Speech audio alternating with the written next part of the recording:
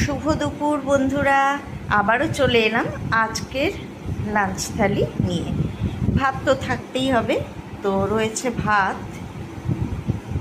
এখানে একটা ডিম সেদ্ধ, এই ডিম গড়িয়ে দেখো চলে যাচ্ছে, আর এই স্লিপ করে চলে যাচ্ছে, যাকে যাক।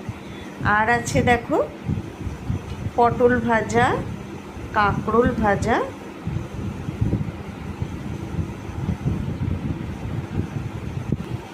ভাজা আছে, তো ডাল তো থাকতেই হবে।